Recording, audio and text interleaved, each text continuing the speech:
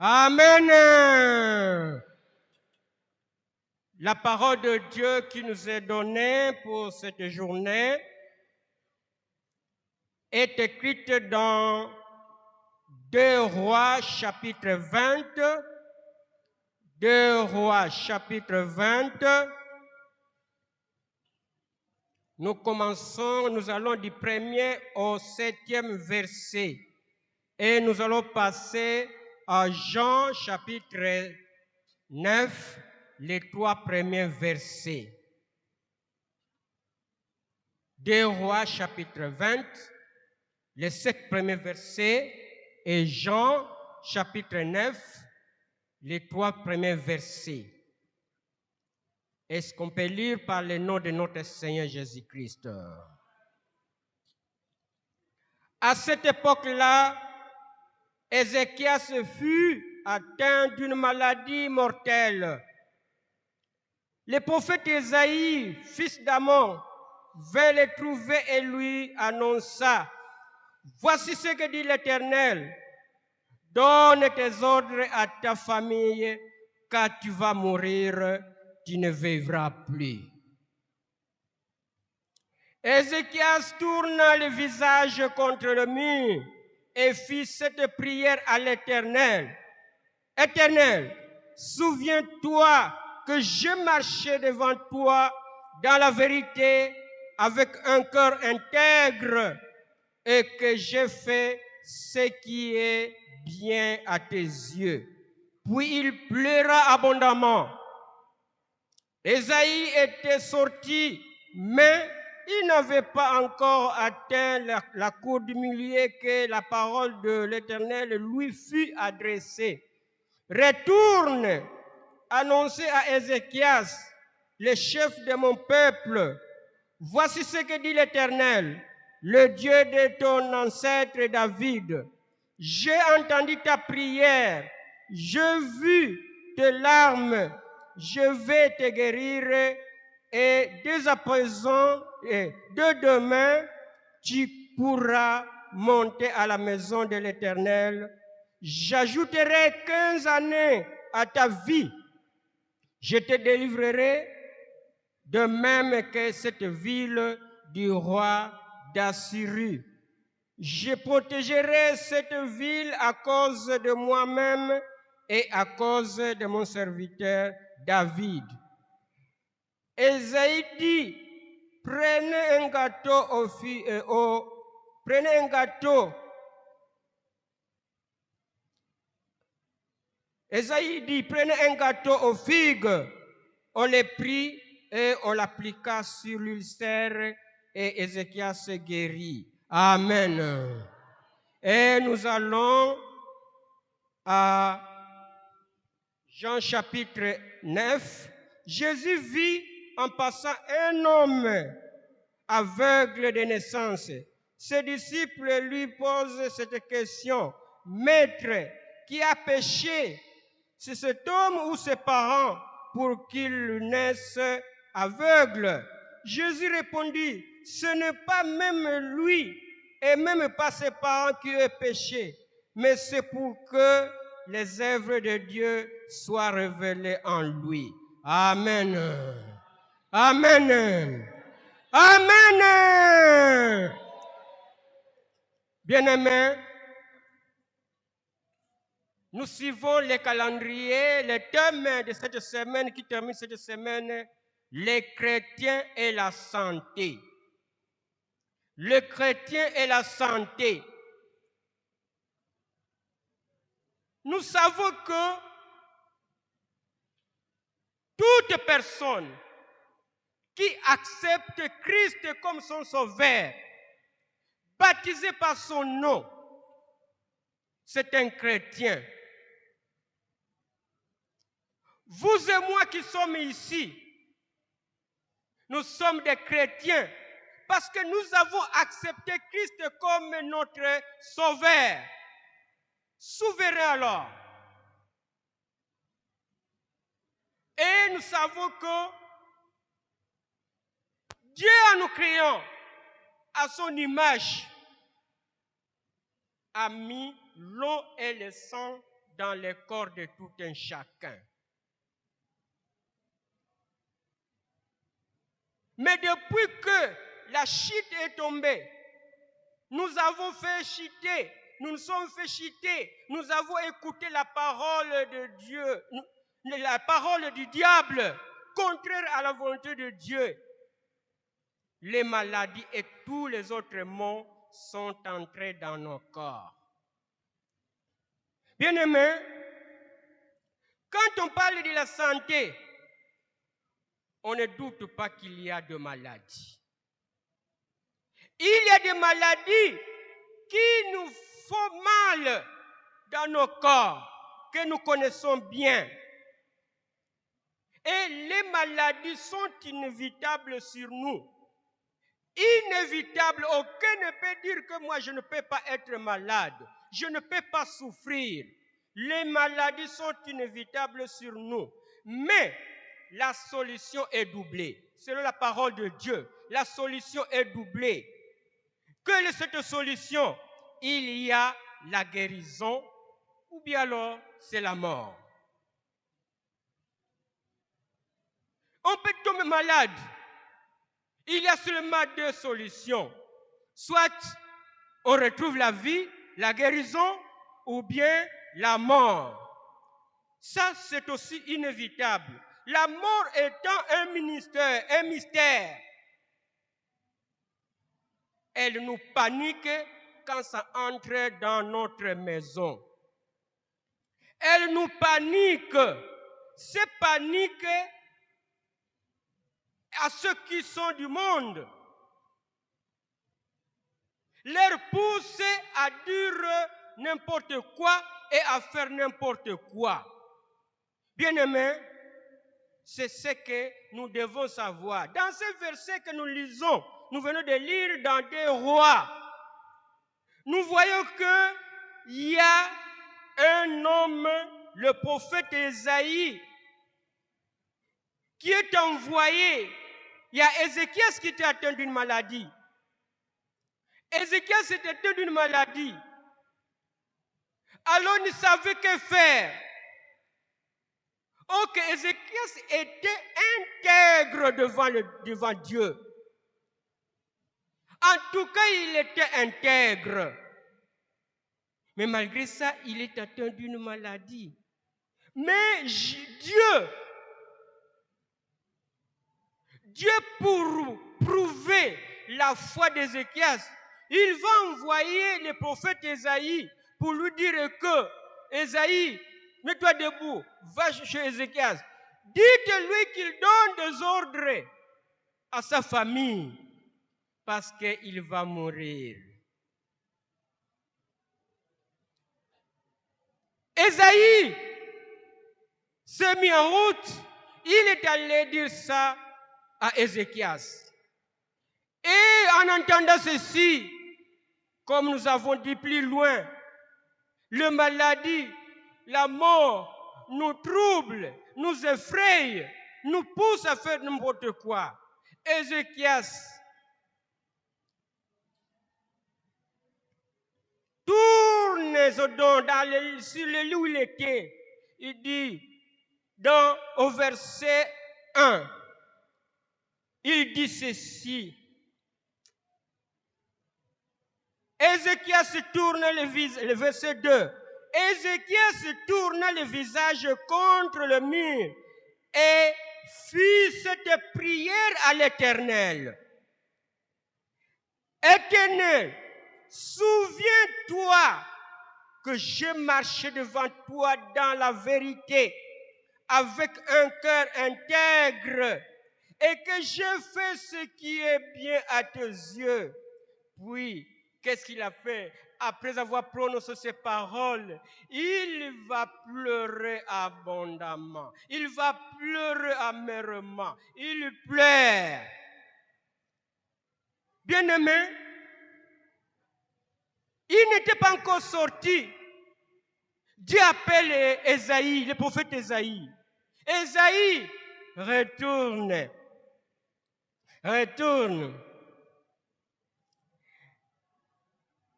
Va dire à mon serviteur ceci. Dieu a exaucé ta prière. Dieu a exaucé ta prière. Bien-aimé, dans les difficultés, dans les maladies, voire même dans la mort, rappelons seulement au Seigneur les bienfaits que tu fais dans ce monde.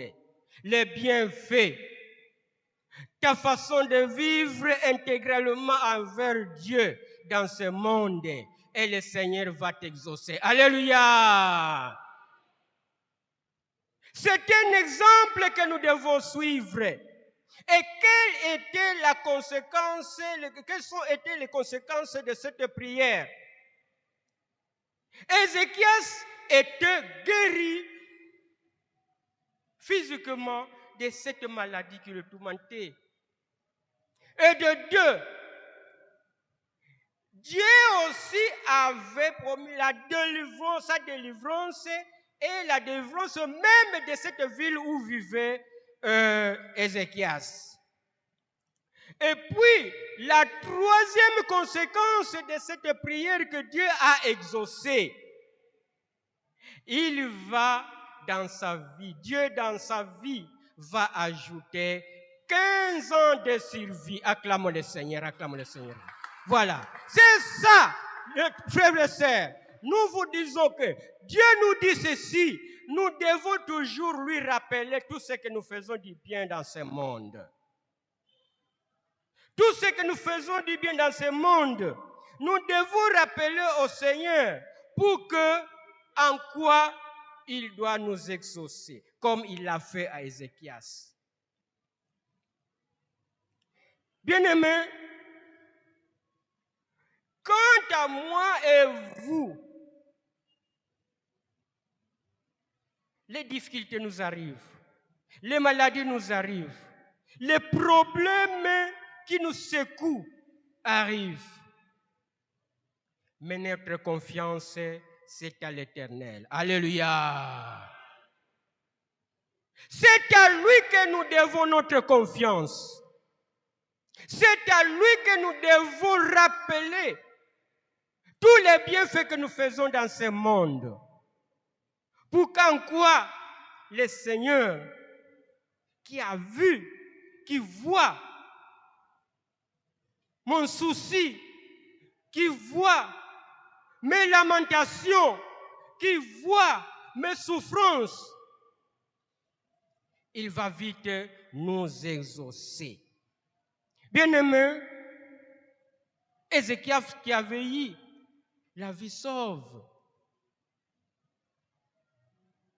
Et dans Jean, ce que nous venons de lire, Jean 9, les 3 premiers versets, là nous voyons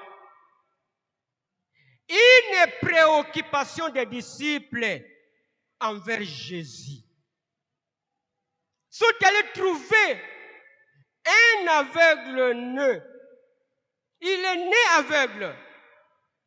Mais les disciples étaient émus en le voyant et ils ont posé cette préoccupation à Jésus. Maître, qui a péché, cet homme ou ses parents, pour qu'il soit aveugle, qu'il soit né aveugle? Jésus a vite répondu à cette préoccupation pour éclairer le disciple. Il dit, ce n'est pas que lui ou ses parents qui aient péché, mais pour que les œuvres de Dieu soient révélées en lui. Alléluia! Il est né aveugle pour que les œuvres de Dieu soient révélées en ce type-là. Acclamons le Seigneur. Bien-aimés, c'est que nous devons savoir que mettre Jésus au-devant de nous pour tout problème, pour toute situation, c'est une bénédiction. C'est une bénédiction. Bien-aimés, la Bible nous parle de beaucoup de personnes. Nous ne faisons pas une étude biblique, mais nous pouvons citer seulement quelques exemples. Qui ont trouvé la vie sauve, qui ont trouvé la guérison. Si on ne va pas lire, vous allez lire dans 2 Rois chapitre 5, le verset 14. 2 Rois chapitre 5, le verset 14, on nous parlait de Naaman. Naaman était chef de l'armée du roi de la Syrie. Et il était atteint d'une maladie de la lèpre. Mais ce qui est étonnant ici, malgré ça, mais ce qui est louable ici, il y a quelque chose personnellement qui m'attire souvent dans ce passage. Le Seigneur avait utilisé le prophète Élisée. Il dit, va, il y a quelqu'un qui souffre là-bas.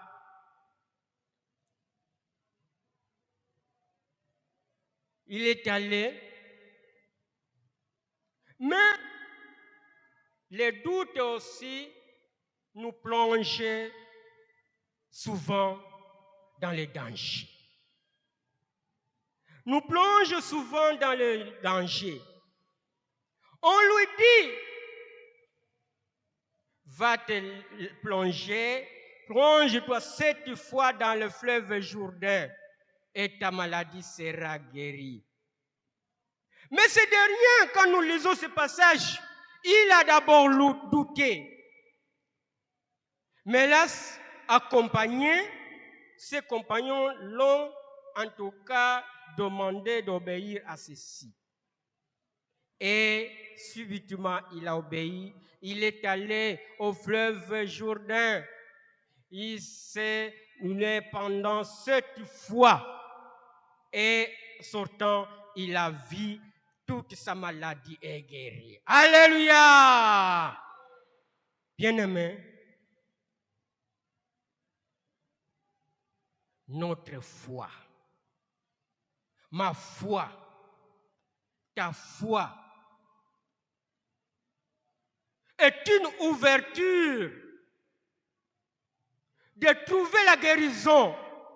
C'est une ouverture de trouver les solutions dans les problèmes tracassants. Ma foi. Naaman est guéri complètement de cette maladie. Et nous pouvons citer aussi un autre exemple, Luc 8, 43. Luc 8, 43, une femme qui avait souffert pendant 12 ans d'écoulement de sang. 12 ans, ce n'est pas chose facile. Mais dès qu'elle a entendu que Jésus est là, il s'est dit, je vais trouver la solution de ma guérison. Je vais trouver ma guérison avec Jésus. Ma foi me pousse à aller rencontrer Jésus. Seulement, un petit geste seulement qui a fait guérir cette femme. Est-ce qu'on peut acclamer le Seigneur? Acclamons le Seigneur. Et le dernier exemple que nous pouvons prendre se trouve dans Matthieu chapitre 8, le verset 8 à 10. Là, nous allons lire. Nous voulons dire seulement ceci. Il y avait le serviteur d'un centenier, un grand chef. Son serviteur était malade. Mais le patron qui va dire non, la solution de cette maladie, c'est à Jésus. La solution de cette maladie, c'est à Jésus. Il faut que j'aille trouver, Seigneur, mon serviteur, voici. Et Jésus qui regarde et dit, rentre, je viens chez toi. C'est patron qui dit, Seigneur, je ne suis pas digne que tu entres dans mon toit. Dis seulement un mot. Mon serviteur sera guéri. Alléluia. Jésus était touché par cette foi que ce patron avait. Dis seulement un mot, mon serviteur. Et Jésus même annonce ceci à ceux qui étaient à son entourage. La foi qu'avaient ses patrons, c'est une foi ferme. Et c'est pour dire que même à l'intermédiaire des autres, vous pouvez retrouver la santé. Même à l'intermédiaire des autres. C'est pourquoi nous parlons de ce que nous appelons l'intercession. Alléluia. Bien-aimés, les chrétiens et la santé. Mais alors, Dieu dans sa parole nous montre quelques conditions. Alors, il y a quelques conditions. Parce que ce n'est pas n'importe qui. Quelqu'un qui ne croit pas à Jésus. Quelqu'un qui fait le mal. Est un chrétien. Soudé alors par ce nom. Nous voyons dans Proverbe 3, 8. Proverbe chapitre 3, le verset 8. La crainte de Dieu est la fuite de mots, fuir de faire le mal aussi est une condition. Il faut que nous ayons, parce que la Proverbe nous dit que la crainte de l'Éternel est le commencement de la... Bien-aimés, nous devons savoir craindre notre Dieu. Parce qu'avec cette crainte que nous avons en lui, nous retrouvons beaucoup de choses, beaucoup de bénédictions. Et Proverbe 4, 20 à 22 nous dit ceci. Vous savez, étant que chrétien, d'abord, étant qu'une personne, étant que chrétien, nous devons toujours avoir l'esprit d'écoute. L'esprit d'écoute aussi, c'est une condition. C'est une condition. Bien-aimés. Et alors, l'écoute de quoi? L'écoute de la parole de Dieu. Et pas seulement écouter, mais aussi la mettre en pratique. La Bible nous dit que ne vous bornez pas seulement à écouter la parole de Dieu, mais faites preuve dans les œuvres de cette parole.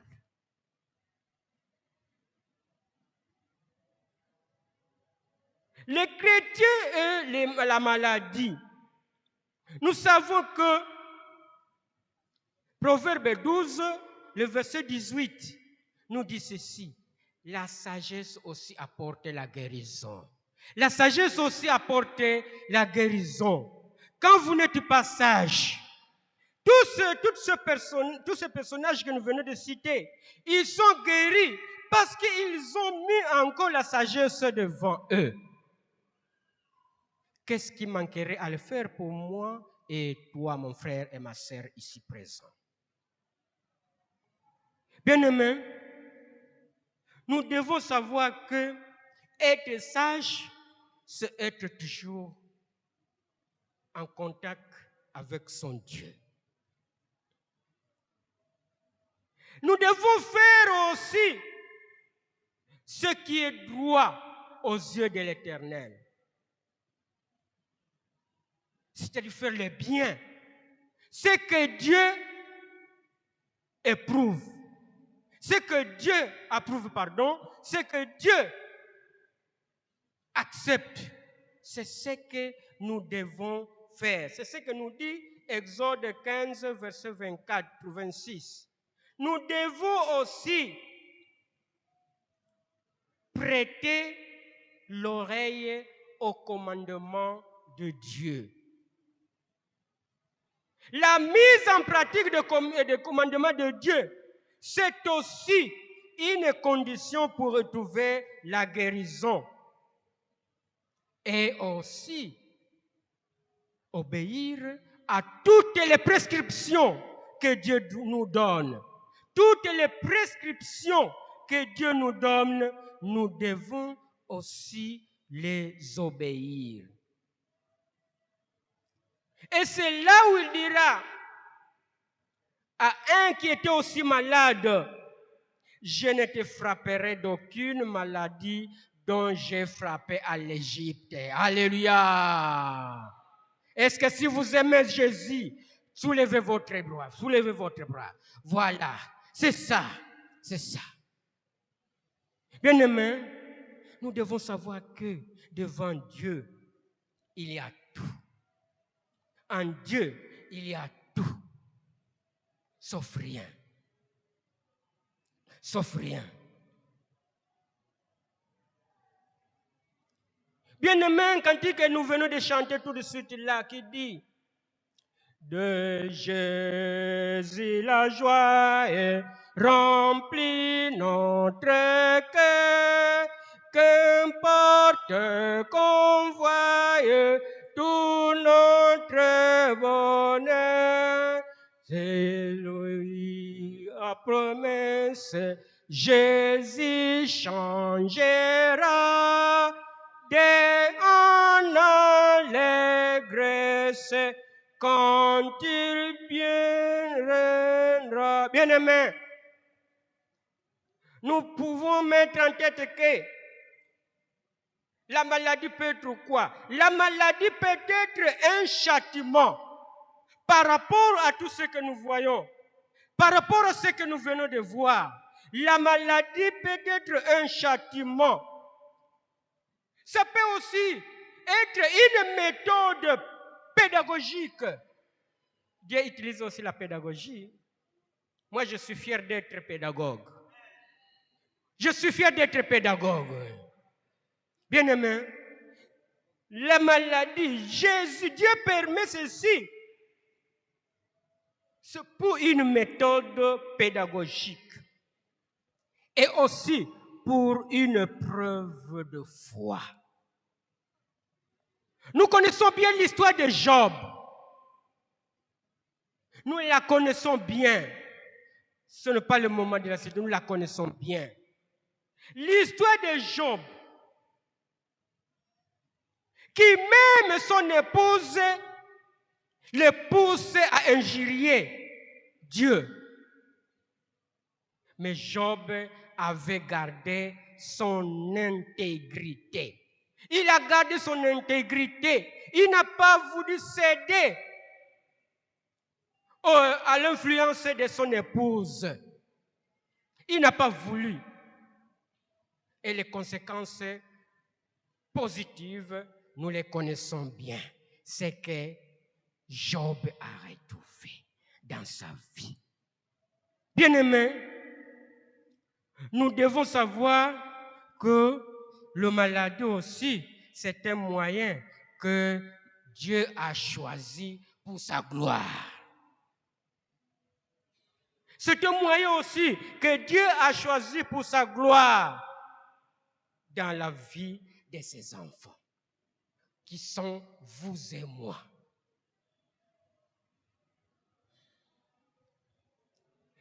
Mais alors, ce que nous devons savoir, pour trouver la guérison, pour trouver la santé, étant chrétien, c'est facile.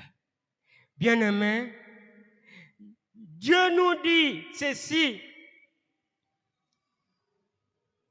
La parole de Dieu nous dit ceci: approchez-vous de Dieu et il s'approchera de vous. Comme ces gens-là que nous venons de citer, ils se sont approchés auprès de Dieu. Ils se sont lamentés à Dieu. Ils ont présenté leurs soucis. Ils ont présenté leurs bienfaits. C'est parce qu'ils se sont approchés auprès de Dieu. Ainsi, Dieu qui nous dit toujours dans Malachie 3, 7, il dit: revenez en moi. Et moi aussi, je reviendrai à vous. Ce n'est pas Dieu qui commencera à revenir auprès de moi, auprès de toi, mais c'est moi qui devais commencer de m'approcher, de revenir à Dieu pour que je retrouve ma guérison. Bien-aimés, cette parole est riche. Quelques questions que nous pouvons nous poser. La première question, quand nous sommes et quand les maladies sont présentes, est-ce que mes alliances, mes amitiés avec Dieu, avec le Seigneur, sont correctes? Une question que je peux me poser, que vous aussi vous pouvez vous poser, bien-aimés. Sa parole trouve-t-elle dans mon cœur un terrain favorable dans sa mise en pratique? C'est aussi une question que je me pose et que vous aussi vous devez vous poser. Bien-aimés, la santé n'a pas de prix, disent les gens, ces personnages qui travaillent dans ce service. Dans les moments de maladie ou de détresse, réclame la miséricorde de Dieu comme Ézéchias. Et il va te répondre. Bien-aimé, ces messages me concernent, te concernent aussi.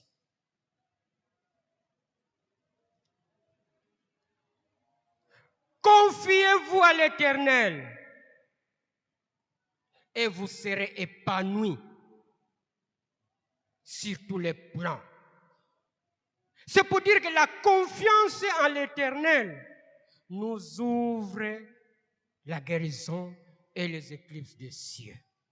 Que Dieu bénisse sa parole au nom de Jésus. Amen.